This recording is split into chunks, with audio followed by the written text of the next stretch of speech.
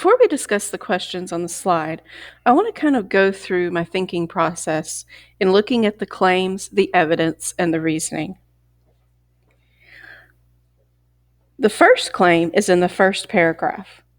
That blight has been overtaking us for 50 years, but it's only in the past 2 decades that I've begun to notice its greatest damage to us, the death of personal imagination. So I'm going to look back at my evidence that I highlighted in yellow and my reasoning that I highlighted in green related to this claim. Is the evidence related to this claim relevant?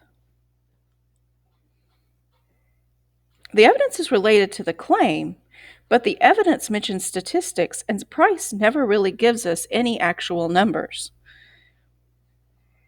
Does the reasoning explain the connection between the claim and the evidence in a logical way? Uh-oh.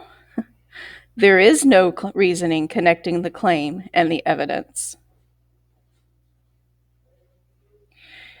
Now, the way to look at this is, if the evidence is relevant and the reasoning is logical, Price effectively conveys his argument.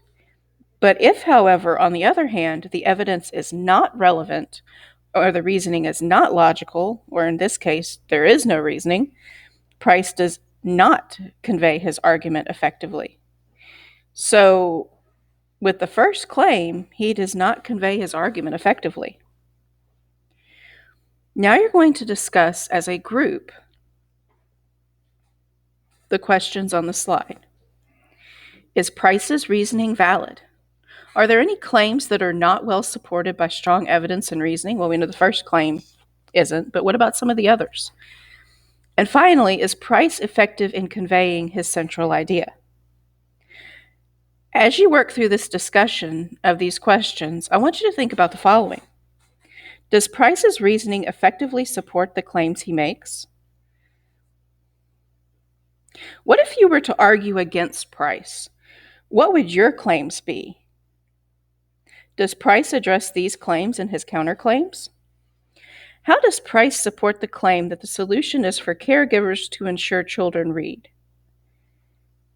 Is this support effective? Why or why not?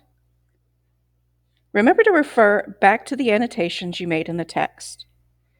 And finally, make sure that your group can identify the central idea of the text.